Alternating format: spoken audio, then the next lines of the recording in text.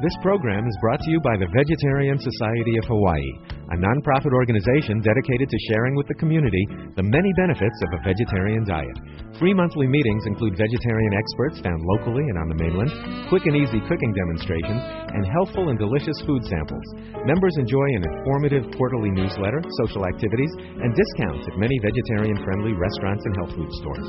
For an application, call 944-8344. That's 944-8344. Or visit our website at www.vsh.org. vsh.org.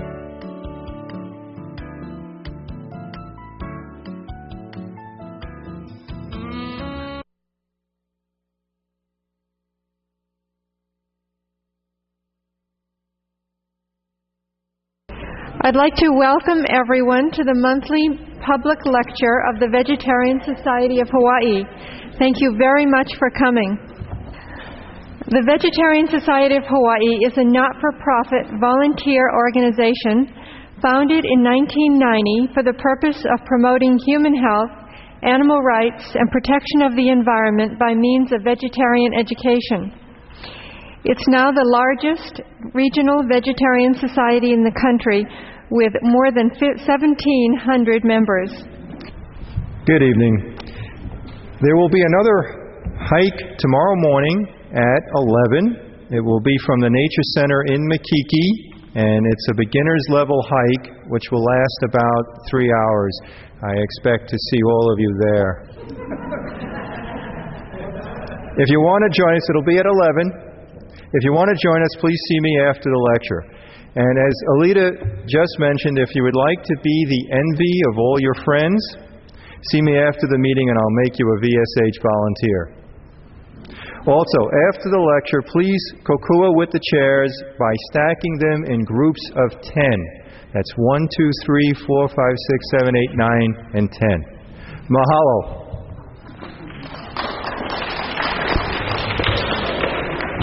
And thank you, Robert. We're happy to welcome back to Hawaii Registered Dietitian George Eisman. Mr. Eisman is a true pioneer in the field of vegetarian nutrition education and has taught nutrition at the college and university level since 1980. He's lectured at many national and international nutrition conferences and written numerous articles for the Journal of Nutrition Education and Vegetarian Times. He created the nation's first accredited program in vegetarian studies and now teaches the VEGEDINE Home-Study Course in vegetarian and vegan nutrition. He's author of that course's text, which is called A Basic Course in Vegetarian and Vegan Nutrition, and also of the popular book on ethical eating entitled The Most Noble Diet. And this is the book. We have a few of these for sale in the back. If you would like one, after the lecture, you can purchase one from Patrick and bring it here to the front where Mr. Eisman will be happy to autograph it. Tonight, Mr. Eisman will present the topic, Basic Nutrition, What Diet is Right for You? Please welcome George Eisman.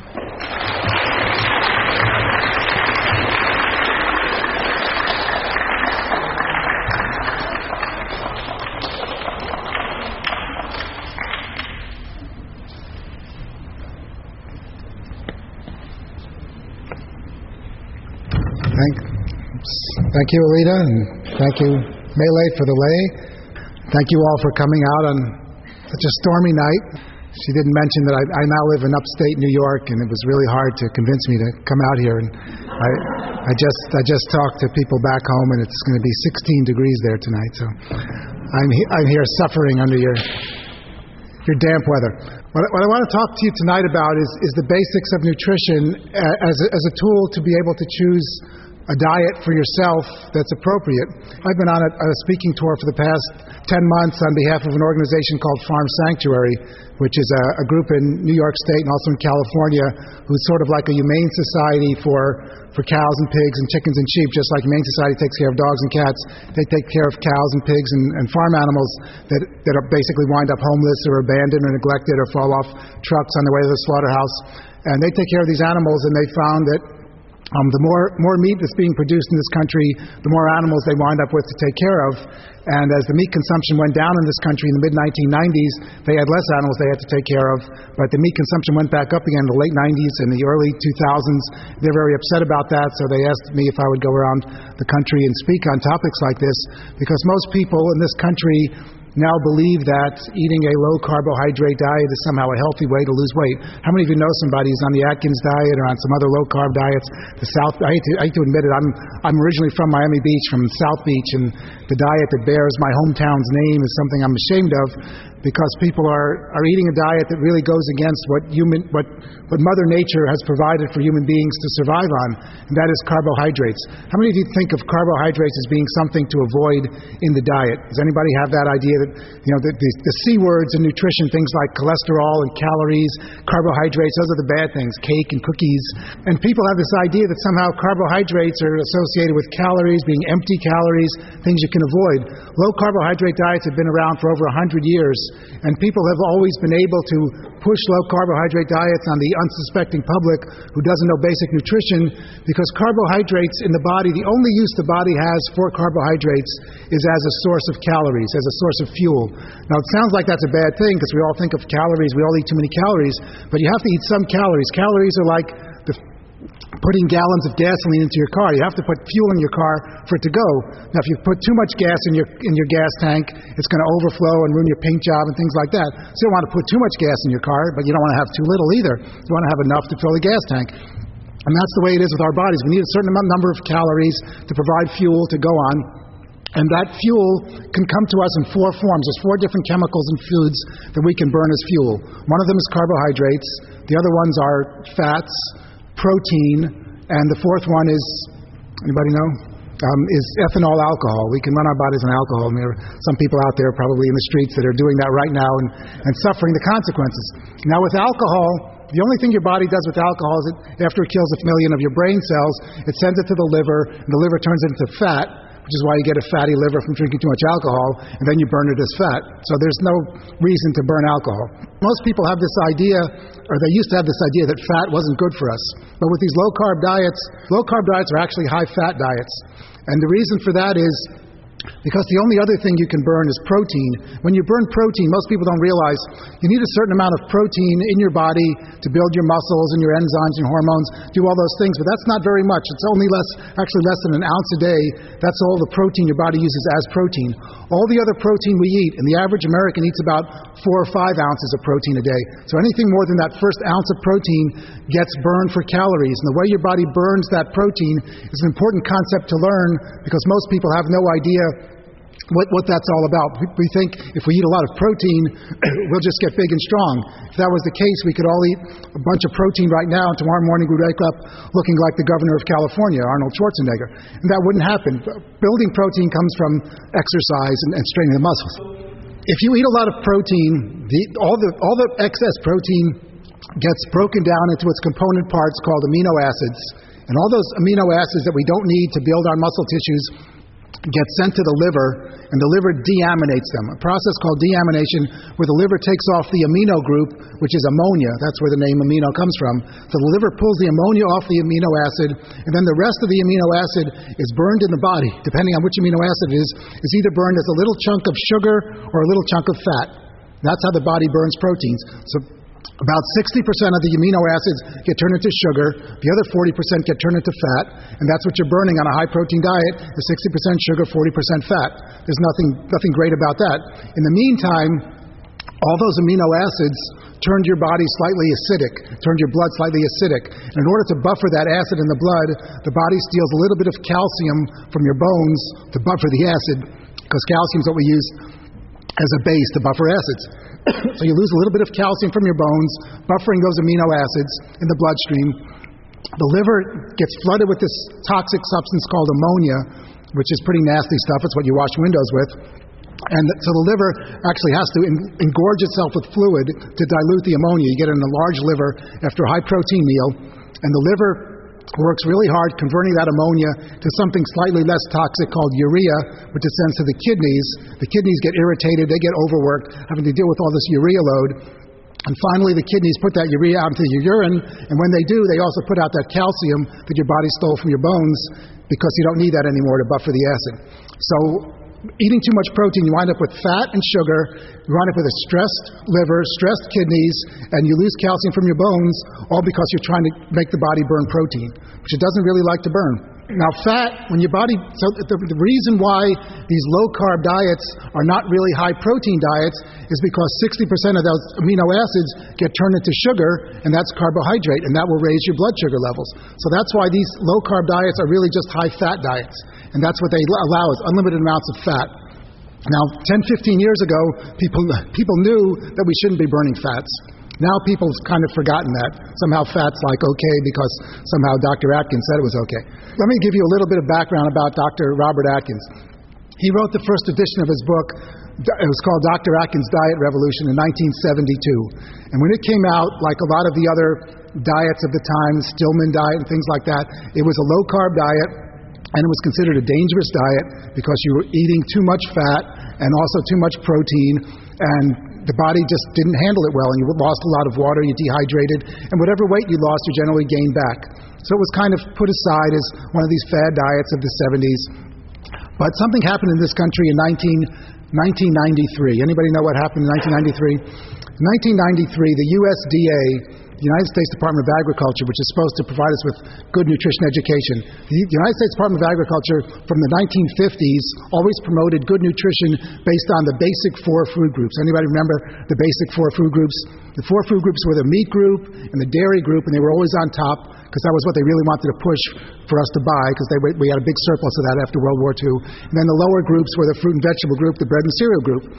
And by 1993, actually by the 1970s, the evidence was so overwhelming that Americans were dying of diseases related to eating too much animal fat, especially too much animal protein, and too little fiber, which only comes from plant foods. By 1977, the Department of Health and Human Services was so upset that the USDA wouldn't change the 4 food groups, they came out with their own dietary guidelines, which had never happened before. It was always nutrition was under USDA. USDA wouldn't budge because they were all sold out to the food interests.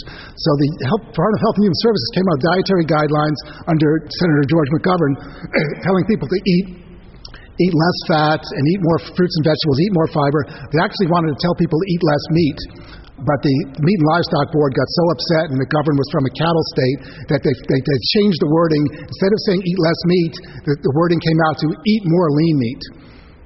So that's what came out in 1977. But at least there was a change from the old 4 food groups, which is all we had. But by 1993, the evidence was so overwhelming that people still weren't eating right, that they finally took down the 4 food groups and they changed to the food pyramid. The USDA food pyramid has as its base the bread and cereal group. Instead of having just 2 or 3 servings of breads and cereals, the USDA was promoting 6 to 11 servings a day for each person to eat of breads and cereals. So that's the basis of your diet. Above that, large groups separately of fruits and vegetables have 3 or 4 or 5 servings a day of fruits, and the same with vegetables because they're both important. Then above that, smaller groups, instead of just the meat group, it's now called the protein group. It includes nuts and beans and seeds as an option. And then you still have the dairy group, which stood by itself because they have the richest lobby of all. And then at the top of the pyramid were things like fats and sweets as options. If you were going to eat them sparingly.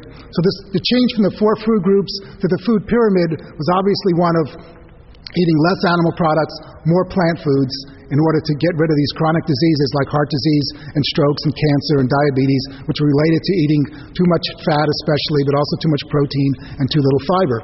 The problem was in 1993 was that the USDA didn't make a distinction between refined and unrefined grain products and fruit and vegetable products. Everybody know what I mean when I say refined. Refined means the fiber has been removed. So instead of having whole grains, you have refined grains, things like white rice instead of brown rice, white flour, white pasta. There are even pictures of things like cookies and donuts in the grain group because they're made with flour. And in the fruit group, there are fruits there, but there's also refined fruit products like juices and even popsicles and fruit roll-ups. If it had real fruit in it, it was considered part of your fruit group.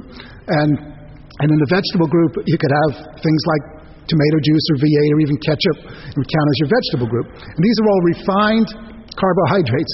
Carbohydrates are sugars and starches, and if you remove the fiber, if you make them refined, the body doesn't deal with them very well at all. What happens is, When you eat, whether it's a sugar or a starch, it doesn't matter. All carbohydrates eventually get turned into glucose, which is the blood sugar. And that glucose gets into your blood sugar much more quickly if the fiber has been removed. So what happens, like say you take a bite of a whole apple with all the skin and the fiber intact, your blood sugar goes up very slowly like it should, then it'll go down very slowly. It's a nice sustained blood sugar release. But if you take the skin off and you mash it up and you make applesauce, a lot of the fiber is lost, your blood sugar goes up much more quickly, and then it'll go down more quickly. And if you take all the skin off of it and you squeeze it and just make apple juice, your blood sugar shoots up like this, just like you had a spoonful of sugar. And what happens when your blood sugar goes up really quickly is it's a crisis situation for the body. Anybody know anyone who's diabetic and they have uncontrolled high blood sugar? The body really has a hard time surviving that way. And what happens is when your blood sugar is high, your blood becomes kind of syrupy thick, like maple syrup or the juice on peaches. And when that syrupy blood tries to get through the little tiny capillaries in your body, the tiniest capillaries are in your eyes and in your kidneys and in your toes. And when that syrupy blood tries to get through those little capillaries, instead of just passing through, it tends to crystallize out against the walls of the capillary. You get what's called glycosylated proteins on the walls of the capillary. You get sugar crystals basically forming like rock candy. And instead of the capillary being nice and elastic when it's clean, if a surge of blood goes through when you're under stress, you have high blood pressure, your capillaries can expand, let the blood go through. But if you get this rock candy starting to form in the capillaries, when that surge of blood goes through, they tend to burst. And if you have uncontrolled high blood sugar, you lose your vision, you lose your kidney function, and you often have to have your toes or your feet or your whole legs amputated. It's not a good thing. So the body tries to save you by secreting from your pancreas this hormone called insulin. And insulin is this hormone that tells every cell in the body, we've got a crisis, we've got sugar in the blood, you've got to take that sugar out of the blood, take it into the cell, and either burn it for energy, which we usually don't need to because we're lazy, we eat more than we should. And if it's not going to burn it for energy right then, it turns it into fat. It turns it into a kind of fat called triglycerides, which is a common fat in the body. So you've just eaten this meal full of these refined carbohydrates, just like the government recommended, and your blood sugar's gone up like this, and the pancreas secretes the insulin to try to get that blood sugar down. When it's really high, it always secretes too much because it really wants to get it down quickly. And you wind up having your blood sugar crash. You get a condition known as low blood sugar or hypoglycemia. Anybody here ever get low blood sugar, hypoglycemia? What are the symptoms you get? You get shaky, you get nervous, you get weak, you get irritable, and you get hungry. So what happened? You just ate, your blood sugar's up, now it's down, and now half hour later you're hungry again. That's when people say, well, I'm carbohydrate addicted or I'm sugar addicted. That's what's happening in your body. Your body has used up that sugar so quickly that your brain is saying, where's my sugar? Because the brain cells, many of the brain cells can only run on sugar. They can't run on fat. So once you turn that sugar into fat, it's useless to the brain, and the brain gets hungry, and it says, where's my sugar? And then you start wanting to eat again. So what you do is you eat some sweets again, or it doesn't matter whether they're sweet foods or they're starchy foods. If the fiber's not there, we can turn starch into sugar immediately. We have enzymes right in our mouth, enzymes called salivary amylase. Another word for starch is amylose. And that will turn starch into sugar. If you hold a piece of white bread in your mouth for a few seconds, it'll start to turn sweet. Your saliva will actually turn into sugar. And those starches get into your bloodstream just as fast as sugars do, and you wind up, after you've crashed, you're eating some more refined carbohydrates, and what happens after a while is the cells of the body become so clogged up with fat, with this triglyceride, that they start to ignore the message of the insulin. It says, leave me alone, I'm too clogged with fat, and it leaves the sugar in the blood. That's a condition called insulin resistance. That's the first stage of diabetes, of type 2 diabetes, which a lot of people that's the most common type. So you get this insulin resistance, and the pancreas gets upset. It says, my insulin isn't working, I better pump out some more. And it pumps out more insulin, trying to push that sugar into the cells, and that raises your blood pressure. So you get high blood pressure also on top of your high blood sugar. And you're overeating, you're getting fat, triglycerides are going up, which is this fat in your blood that you don't want to have too much of. And in the meantime, when you overeat, you tend to put on weight, and when you overeat carbohydrates, which are good fuel for the body likes burning carbohydrates because they burn cleanly. So it tends to think, if you're overeating carbohydrates, there must be a big crop of something that's come in, and you're trying to store up for the winter or for the hurricane that's coming or whatever that you have here. When I speak in the mainland and north, they know about winter and not having food.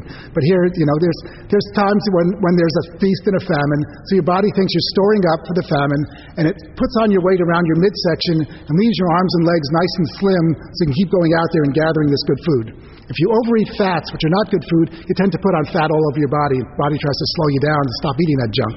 But with carbohydrates, your body lets you put the fat on around your midsection, which is not a good place to put it on because that raises your risk of heart attack also, having fat around the midsection. So what happened in 1998, 5 years after this food pyramid came out, the head of the nutrition department at Stanford Medical Center in California, he noticed he had a lot of patients coming in his clinic, getting fat around the middle, getting high and low blood sugars, getting high blood pressure, getting high triglycerides. He called this cluster of symptoms Syndrome X. This sounds very suspicious and sneaky. Well, it had to do with food, and he's a doctor. He didn't really know too much about it. He's not like Dr. Harris, who knows about his nutrition.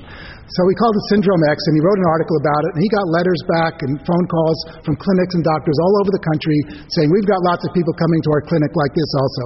They convened a conference. They changed the name to metabolic syndrome. Sound a lot better. And they concluded that there are about 55 million Americans have this syndrome. People paid attention to this food pyramid, started eating that way, but eating those refined carbohydrates, getting this bunch of symptoms, this syndrome. And so all these doctors got together and said, we've got to get these people on a low carbohydrate diet. These carbohydrates are killing them. So they said, who's got a low carbohydrate diet out there? And old Robert Atkins raised his hand and said, I've had one out there for 25 years. People have been calling me crazy. Finally, people know I make some sense. So in 1999, he wrote Dr. Atkins' New Diet Revolution. Such a good revolution. Why do you need a new one? But, he had a big market. His old book sold out like wildfire. He wrote a new Diet Revolution, and it's estimated as about 30 million Americans have been put on a low-carbohydrate diet, most of them on the Atkins diet. But the good thing was, in those 25 years, Atkins did some research about nutrition, and he changed his diet somewhat to make it a healthier diet. The basic premise of it being low carbohydrate was still faulty, but the other things that he changed, he noticed what Americans were eating, and he noticed some really bad things about our diet. He figured if he changed that in his diet, and that when they did studies on his diet, it wouldn't come out looking as bad as it really ought to based on the basic premise of it. And, up until this year, actually, there hasn't been any long-term studies on these diets. These diets have been around, his diet's been around over 30 years, and just last year the government decided if there's 30 million people on this diet, and these people really are going to get more heart disease and strokes and cancer like the AMA and the American Heart Association, all these organizations are against this type of diet. They're saying, this is not a healthy thing. People are going to get sick. The government said, well, we better find out the truth because the Atkins Corporation is pushing the other side. The Atkins Corporation wanted the USDA to turn that pyramid upside down, so you guys got it all wrong. People should be eating lots of meat and dairy. So the U.S. government last year decided to commission the first long-term study on this diet. Up until now, it's only been, the longest study had been 1 year. And these chronic diseases take 5, 10, 15 years at least to develop. So the government last year said we got to have a long-term study to see if this diet is safe in the long term. Now, if there had been a drug on the market for 30 years, the government says, hey, let's test it, see if it's safe, people would be going nuts. But this is a diet, it's protected by freedom of speech, freedom of the press. As long as there's that disclaimer to consult your physician before you go on a diet, they're protected from lawsuits. But the government says, well, let's have a long-term study. But of course, being the government that it is, they didn't want to pay for the study. So they asked who would do the study for free. And of course, the Atkins Corporation raised their hand. And so the Atkins Corporation has been commissioned to do a long-term study of their own diet by the U.S. government. And in 5 or 10 or 15 years, you'll start seeing some reports come out showing whether this diet is actually safe in the long term, whether people on this diet, not just, we know people lose weight on it. People can lose weight on any diet where they restrict calories, but are people actually going to be sicker on this diet than the typical diet that Americans are eating? And the changes that Atkins made in this diet over these years are going to make that study actually come out looking a lot better than it ought to. And I'm going to talk about some of those things because that's a good lesson in basic nutrition for all of us, looking at what Americans typically eat and what we ought to be eating. Atkins had a lot of good ideas about how we should change our diet. And fortunately, a lot of people are listening to him, but most people don't really read that far in the book. A lot of people following the Atkins diet don't follow it to the letter. And that's why a lot of people have gotten strokes and heart attacks on the Atkins diet. And anytime they try to sue that corporation, they lose, not just because there's that disclaimer, but because they didn't read far enough in the book to notice that one of the things in his diet is he says that once you after the first 2 weeks of the diet, first 2 weeks you eat a very low-carb diet, and then you add more and more carbs back every week. And he says once you start doing that, and once your weight starts to level off, once you stop losing weight, you've got to cut down on your fats, because the body, he knows that the body would rather burn those carbohydrates and leave those fats behind to clog up your arteries.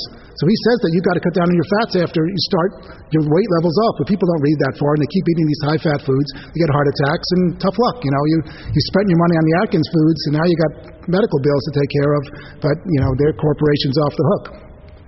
So if you follow the diet completely, it isn't a low-carb diet forever. It's just a low-carb diet in the very beginning to get you off that high-low blood sugar cycle. That's why it works, because when you eat a high-fat diet, fat doesn't affect your blood sugar at all. So your blood sugar stays nice and steady. You're not secreting all this insulin. You don't get the low blood sugar, and that helps regulate your appetite.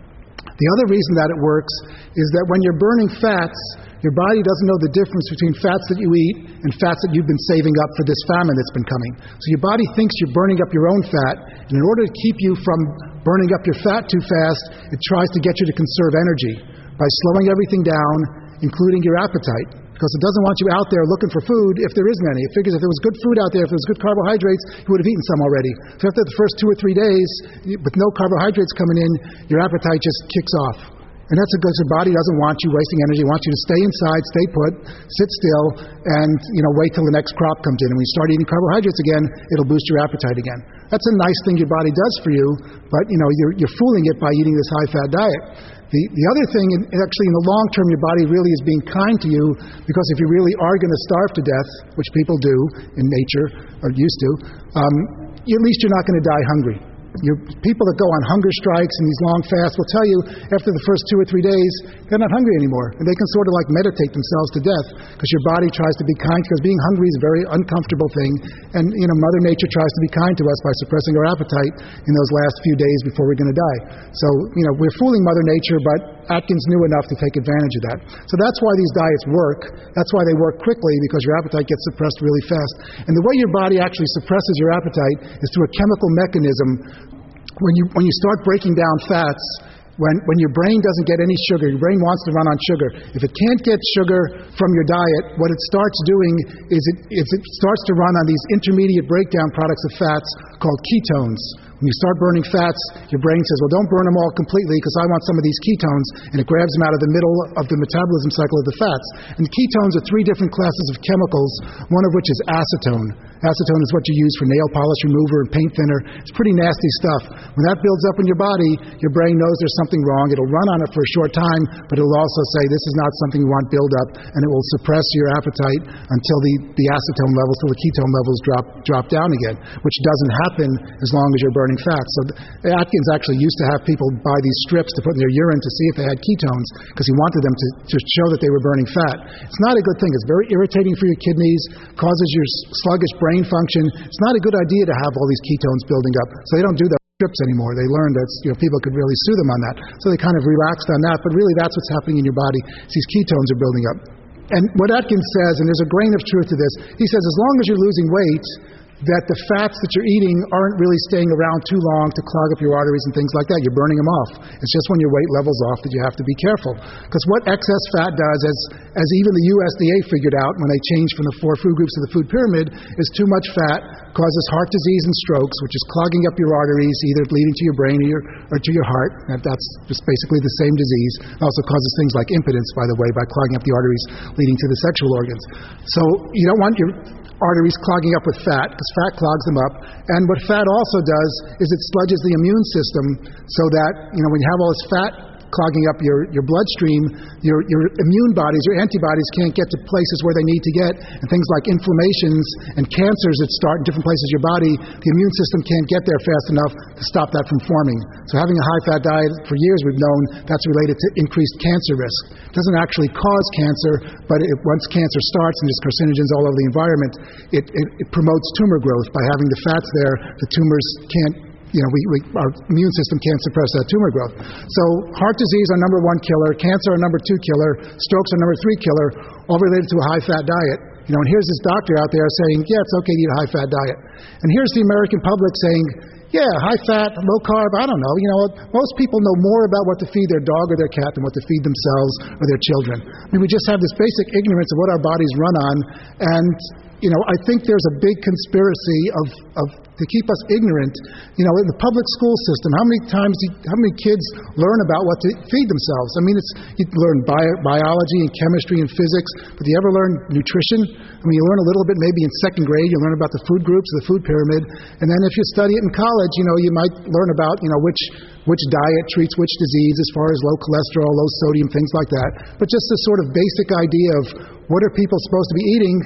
You could take animal science and you can learn what to feed a dog or a cat or a rat or a monkey, but you're not going to learn what to feed yourself. Because the food industry wants you to think that everything that they produce is food. You go to a supermarket, it's all food. And the diet book industry loves selling you every diet that somebody thinks of that comes along.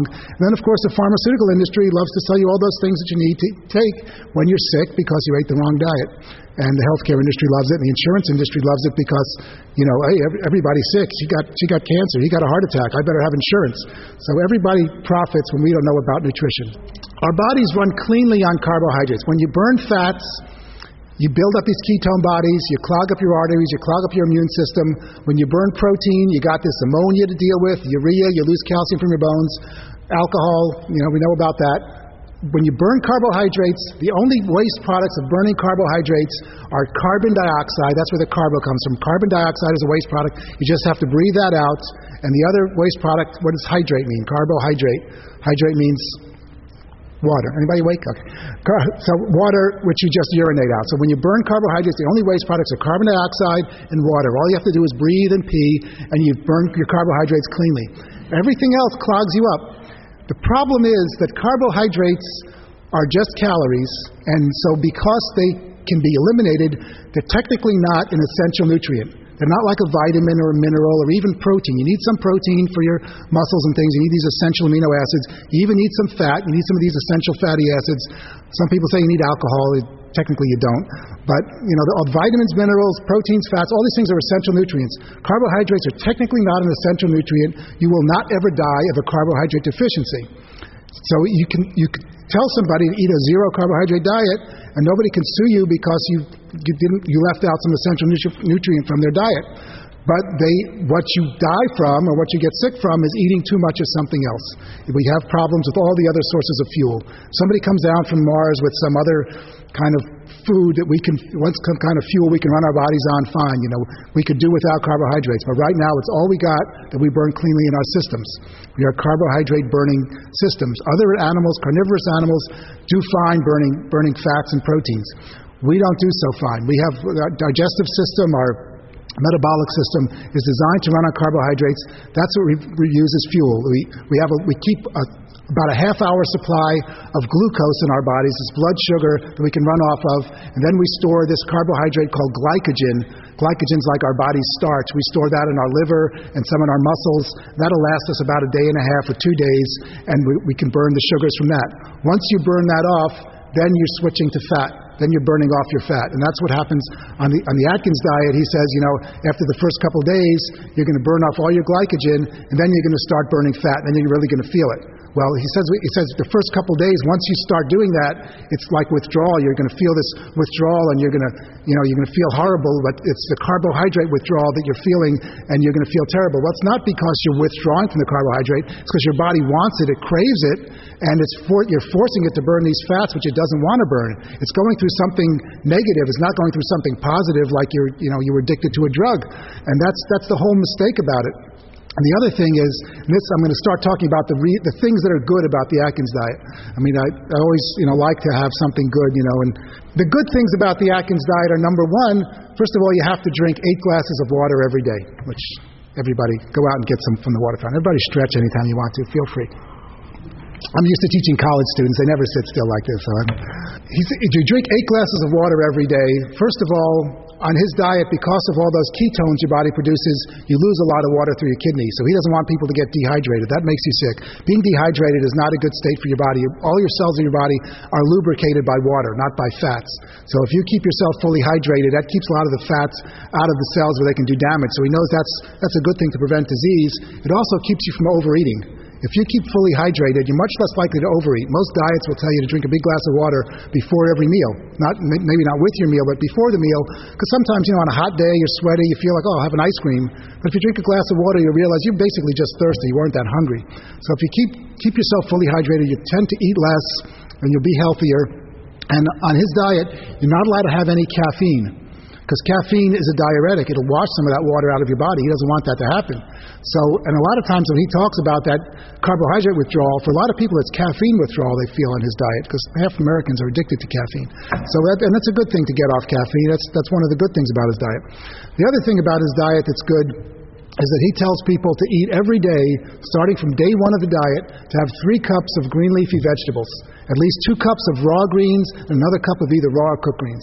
Most people on the Atkins diet don't do that, but a lot of people do. Actually, a lot of restaurants in this country now, they run out of broccoli every night, because all the people on the Atkins diet order broccoli instead of their french fries or baked potato. And that's a good thing. I mean, broccoli is healthy. Green leafy vegetables are the healthiest thing on this planet for human beings, bar none. And if you look at all the other primates, most of their diet is greens. They eat fruits, but most of their diet comes from greens, and they're really healthy. They're full of the good kinds of protein, phytonutrients, vitamins, minerals. These phytonutrients, they fight cancer, they fight heart disease. So having that 3 cups of greens every day makes people on his diet healthier just by doing that, because most Americans don't eat 3 cups of leafy greens in a week. A lot of people not in a month, some people not in their lifetime, I think. So eating those 3 cups of greens really makes a big difference. The other thing on his diet is, well, of course he eliminates all refined carbohydrates. So no white flour, no white rice, no white sugar, no brown sugar, no raw sugar, no honey, no molasses, no refined sweeteners at all, no refined starches at all.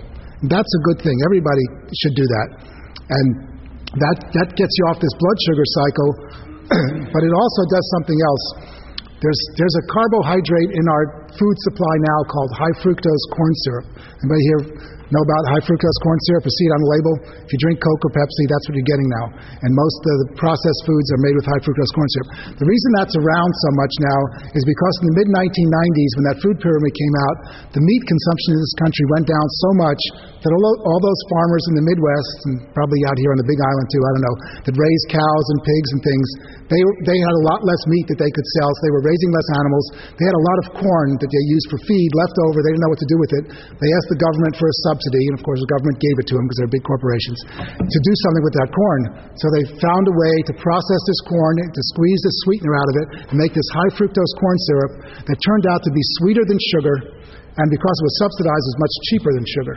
So the food industry loved it. They could make a can of Coke with a penny's worth of high fructose corn syrup instead of a nickel's worth of sugar, and of course they pocketed the 4 cents. They're not going to lower the price of Coke for that. So the food industry went crazy. The consumption of high fructose corn syrup has gone up by over 1,000% in this country in the last 10 years. And the problem with high fructose corn syrup is our bodies don't handle large amounts of fructose that easily. We get a little bit from fruits normally, but this large amount isn't processed easily, and all the body does is it sends that fructose right to the liver. The liver turns it right into triglycerides, into this fat, and then it goes into the bloodstream.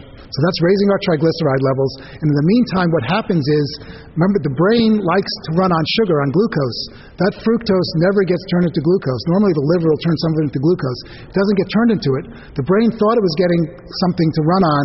It got that sweet taste from your mouth. It got that signal from your mouth, but it got turned right into fat. And what happens is you increase your appetite. Your brain says, where's my sugar? And you get that increased appetite even more so than having this blood, because at least with regular sugar, your blood sugar goes up for a little while. At least for a half hour you're satisfied. With this high fructose corn syrup, you're not satisfied at all. And your brain craves some more carbohydrate, and you wind up overeating. As a matter of fact, the Dairy Council did a study a few months ago where they came up with this big headline that said, drinking a glass of milk helps you lose weight.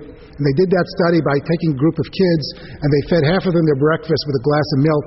The other half had their breakfast with a Coke with high fructose corn syrup. And those kids that had the Coke were hungrier throughout the day, and they ate more, and they got fatter. That's the dairy industry for you. They clued into what was going on. So this high fructose corn syrup, you get that out of your diet, and that's one of the big stimulations to overeating. It kind of works the same way as artificial sweeteners. Artificial sweeteners like saccharin and cyclamates that they use in Diet Coke and Diet Pepsi. I don't want to say bad things about these corporations, but I mean good things to say about them. Artificial sweeteners were never approved for weight loss. Artificial sweeteners were only approved for use by diabetics so they could have something sweet because they couldn't eat real sugar. They were never approved as a weight loss aid. If you look at Diet Coke and Diet Pepsi, they never say anything at all about this will help you lose weight, but yet millions of people drink it to lose weight. Every study done with those artificial sweeteners shows that if you feed half the group some artificial sweetener, the other half regular sugar, then you let those people go up to a buffet table and eat all they want to. The ones that had the artificial sweetener will always eat more. They'll always eat more than the total meal, including the sugar that they had, because their brain got teased. And so that's bad enough. That's bad enough of a scam on the American public. But these high fructose corn sweeteners, they have calories. At least the artificial sweeteners didn't have any calories. It's just like you got hungrier. But now you're eating calories, and these people are getting the same calories. Now you're overeating just as much as if you had the 0-calorie sweeteners. So these things are worse. And we're out there consuming this stuff because the meat industry out there is like they're getting their revenge on us for not eating as much meat. And Atkins knew that, and so he's taken advantage of getting that out of our diet by saying no refined sweeteners at all, and that's at the top of the list. Now that's the worst carbohydrate. That's the worst carbohydrate. There's a worse type of fat out there. All fats are bad in one respect or another, but the worst type of fat out there is something called trans fats. How many of you have heard of trans fats? When you see on the label hydrogenated fat or partially hydrogenated fat, which is even worse, what the food industry does is they take unsaturated oils, oils from plant foods, and usually unsaturated, which means they're liquid, and they hydrogenate them. They force hydrogen onto the structure of the fatty acid, which normally has hydrogens missing from it, which makes it a liquid. They force hydrogen onto it, which turns it into a saturated fat, which clogs up your arteries and causes heart attacks and strokes. But in doing so, it creates an unnatural configuration in that fat, and when that unnatural fat gets in our cell membranes, it creates carcinogenic changes also. So most fats either cause heart disease and stroke or cancer. These fats cause all three, and they really cause it tremendously. And these trans fats, they did a nurses' health study at Harvard University a few years ago, and they found the number one dietary factor related to premature death from heart disease was intake of trans fats among these nurses. And these trans fats, based on that, this actual government has said that by the year 2006, and trans fats are in 40% of the foods you'll find in the supermarket. By the year 2006, you think I'm going to say they have to be taken out of the foods. No, this is this government we're talking about.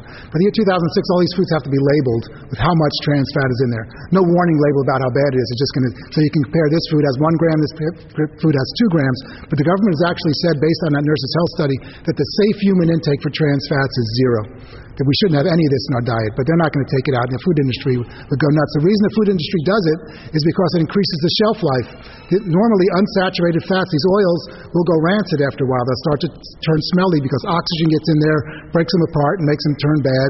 That's what creates free radicals, which leads to cancer, by the way. So you don't want rancid fats, but by hydrogenating them, you not only create cancer, but you also still create heart disease and strokes. But the shelf life of these things approaches infinity.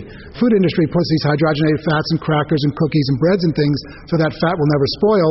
The problem is our bodies don't handle it very well, and it causes disease. But nobody's really worried about that. They're worried about shelf life and the bottom line. So we've got these trans fats in our environment, in our food supply, tremendously. And Atkins was smart enough to say, if you go on my diet, you can have all the fat you want, but no trans fats, none. 0. And if you look at all those Atkins products, they always say 0 grams of trans fats. So that's a good thing. We can all do that. But, he knows that whenever they're going to do the long-term study in his diet, the people are going to come out healthier than you would expect, because the people in the control group eating a typical kind of low-fat American diet are going to be eating things like low-fat Twinkies and low-fat Triscuits. Then even though they're low-fat, the fat in them is these trans fats. And in his diet, there's no trans fats. And that's really the worst type of fat that's out there, or maybe the second worst type.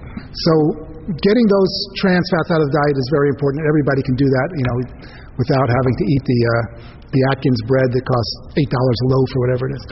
Getting the trans fats out is important, but one other thing that he added to his diet is that on his diet, you're not allowed to drink any milk. How many people knew that? The Atkins diet, you can have all the butter you want, you can have all the cream you want, you can have some cheese, not too much because it has too much protein in it, but you can't drink any liquid milk. And the reason for that, he says one main reason is because milk has some sugar in it called lactose. He doesn't want your blood sugar going up, but lactose doesn't raise your blood sugar very much anyway. There's 2 reasons why. One of the reasons is about half the adults in the world, actually about 60% of the adults in the world, are lactose intolerant. They can't digest this milk sugar very well, which means it wouldn't affect their blood sugar at all. But what it does do is, most people that are lactose intolerant don't even know it. You drink a glass of milk with your meal, afterwards you get a little cramping, a little bloating, a little diarrhea, you don't feel good. If you're on the Atkins diet, you're eating lots of butter and cream and pork rinds and bacon, but no milk. I don't get that bellyache anymore. Hey, this is a wonderful diet. This guy's a genius. No, it's not because you're eating that crappy stuff. It's because you're not drinking your glass of milk anymore with that lactose in it that you're not supposed to drink anymore after you're a baby. You know, over half the adults in the world are lactose intolerant. There's never been a case of lactose intolerance in a child under the age of 3. Why? Because there's lactose in human breast milk. It's in all mammal milks. It's not something that we're born with. It's something that you develop as you become an adult. You're not supposed to be drinking milk anymore. Not your mother's milk, not somebody else's mother's milk, not some other species' mother's milk. It just doesn't make any sense. The Caucasian race kind of evolved a way to adapt so that we could digest lactose. But most other races in the world, some races, it's approaching 100% of the population are lactose intolerant. But we have this ability that we can digest this milk sugar, mostly. But some people have problems, don't know it, and they find out when they go to the Atkins diet, hey, I feel better. If you analyze their diet, they're feeling better because they're not drinking their milk. But the other reason that I think he took milk out of the diet of his people is that he knows that all the milk that's consumed in this country, unless you go to the farmer and get raw milk, all the milk is homogenized. And the homogenization of milk, which was invented in 1899, but at the same time they invented hydrogenation of fats, they're kind of similar processes of the same kind of people working on them. When they homogenized milk, in the old days when you bought a bottle of milk, the cream would rise to the top, you'd have to shake it or you get a mouthful of cream. Now when they present you with milk, it's been homogenized, which means the fat droplets, the butter fat in there, has been pulverized so small that they'll never separate in that carton of milk. And the problem is they have a hard time separating out in your body too. And they probably cling to the walls of your arteries and they start that initial insult, that initial inflammation that leads to atherosclerosis, that leads to heart attacks and strokes. You know, heart attacks were a rare disease in this country as far back as the 1920s, 1930s. Didn't become a leading cause of death until the 1950s. When people started drinking lots of homogenized milk, people started eating lots of hydrogenated fats like margarine and Crisco shortening. And he knows those two things are probably the biggest contributors to heart disease and strokes. If he gets those out of his people's diets, it's going to come out smelling like a rose when they do these long-term studies. It's not all the beef fat and the pork fat and stuff that really is the culprit. I mean, those things are bad in excess, especially if you're overweight. But if you keep your weight normal, those things don't do nearly as much harm as these hydrogenated fats and these homogenized milk fat that your body has a hard time clearing even in small amounts. So he was smart enough to do that, and the dairy industry wasn't too unhappy because they're still selling them the butter and the cream and the cheese. And, you know, butter and cream and cheese, it's all fat, so it doesn't have to be homogenized. So those fats, even though it's butter fat, it's butter fat in big droplets that the body can clear as long as you're losing weight, as long as you're keeping your weight normal, your body doesn't have that much trouble with it. But when you start eating carbohydrates, then those things start to cling to you. But he doesn't ever allow you to eat enough carbohydrates that you're leaving all that fat behind. But he does tell you to cut down. So cutting out milk, homogenized milk, cutting out hydrogenated fats, getting all the refined carbohydrates out of your diet, eating your greens, drinking your water, getting rid of caffeine. Another thing that Atkins recommends is that you use organically grown foods whenever possible. Organically grown fruits and vegetables. If you use animal products, get organically grown stuff. Why? I mean, he's not an environmentalist because he's encouraging people to eat a lot of animal products, which is terrible for the environment. But he knows that all those pesticides and all those hormones that are in animal products that are not organic are known carcinogens.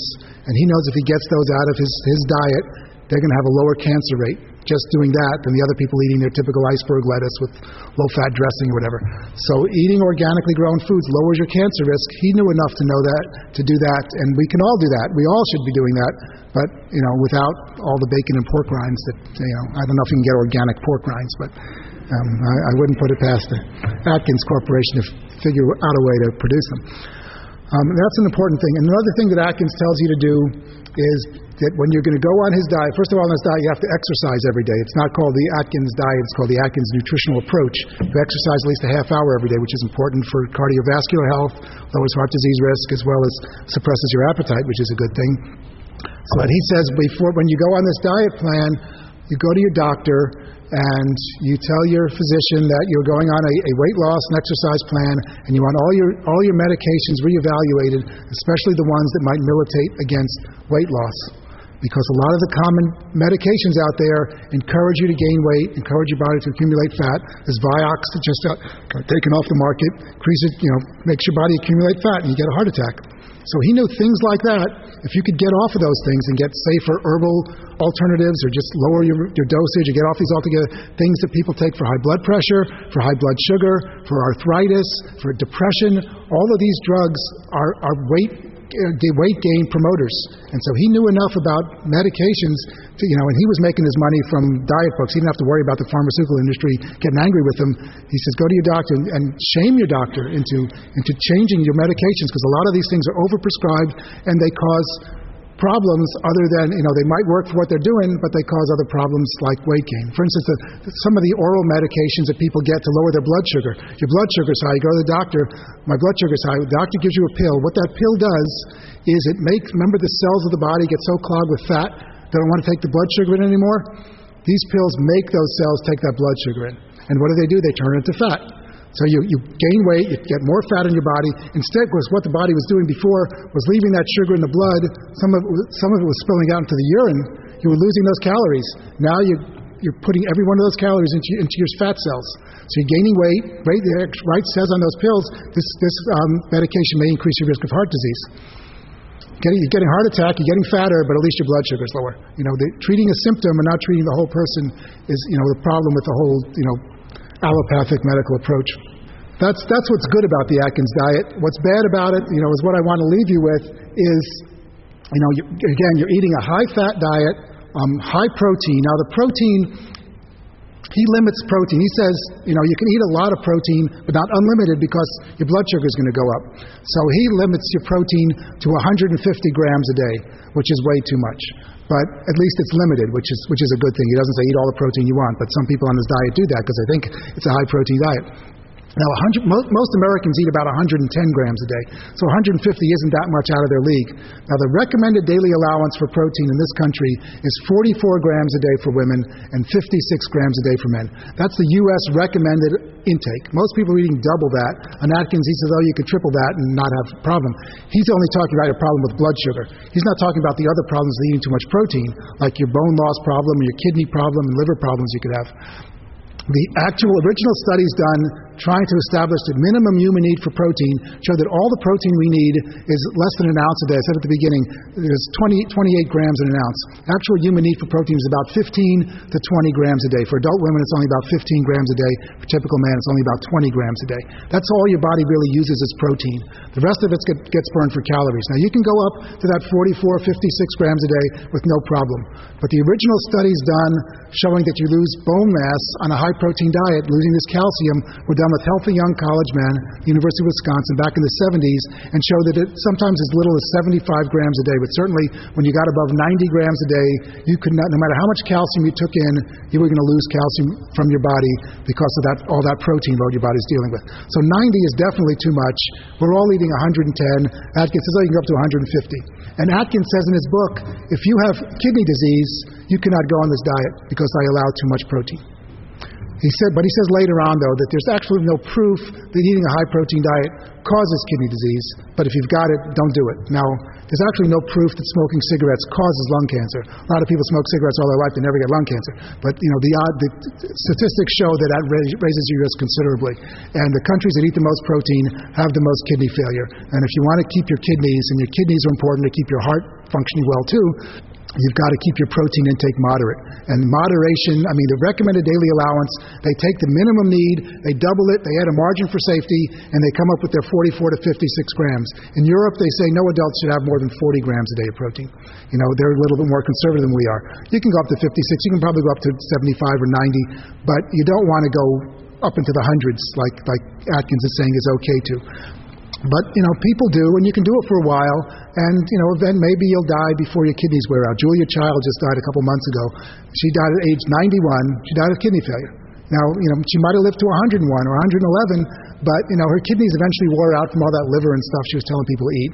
But your kidneys do wear out on a high-protein diet. If you look around the world at countries that eat a low-protein diet, places like Africa and in Southeast Asia, kidney disease is a very rare disease. Here it's about our 7th leading cause of death.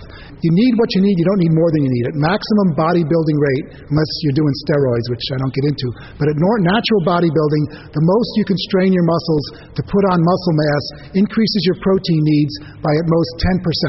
So instead of needing your 20 grams, you need 22 grams. Big deal. And even if you say, well, I need maybe 50, okay, it's 55. Even if you need 90, it's up to 99. You're not ever going to need 200. Nobody's going to ever put that. Unless you're taking these steroids, which, wreak havoc elsewhere, you're never going to be able to put on that much protein mass at one time that you're going to need, quadruple your protein recommendation. So I'm not a big fan of protein, not a big fan of fat, I'm not a big fan of alcohol unless it's Saturday night. No, it's, carbohydrates, that's what we're supposed to be eating. Just by default, we're supposed to be having the bulk of our diet from carbohydrates. Any questions, comments, criticisms? Yes, sir. My thoughts on vitamin supplementation. I knew that. If you're eating whole fruits and vegetables, whole grains, beans, nuts, and seeds, you're going to get all those vitamins and minerals. Mother Nature is not trying to fool us. She's not trying to put foods out there that are incomplete, that are missing these essential nutrients. We didn't discover vitamins until we started refining grains.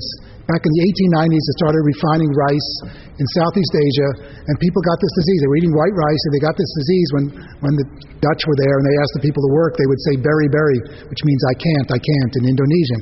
And it was because they were taking all the vitamins out of the outer part of the rice, and they were eating a food that was devoid of vitamins. And actually the Dutch physician who went over there and was credited with discovering the first vitamin, to his dying day he thought that the outer part of the rice had some sort of antibiotic that would cure this contagious disease all these people got. And it was only years later that they realized it was a nutrient in the food. That's why it was named vitamin B for berry. It's vitamin B1 or thiamine. So they discovered that. They put that back in the food. People got sick again. They discovered vitamin B2. Put that back in the food. If they would just have given the people the brown rice, they would have been fine. But they were, white rice has a much longer shelf life than brown rice. It doesn't turn rancid because the brown rice has a germ, which has a little bit of fat that will turn rancid after a while. So they discovered this way to increase the shelf life of rice to infinity. So they were convinced that this is the way they wanted to do it. So now they put back vitamin B1, B2, B3, and iron, and now they're adding back folic acid, another B vitamin, finally, after decades of realizing people getting birth defects from having a folic acid deficiency.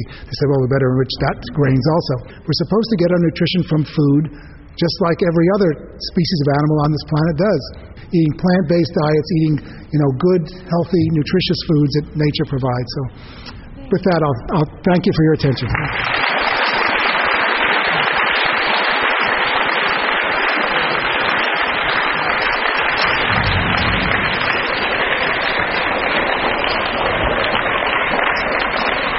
Well, thank you, George, for that wealth of information. I hope it won't be another 5 years before we see you again.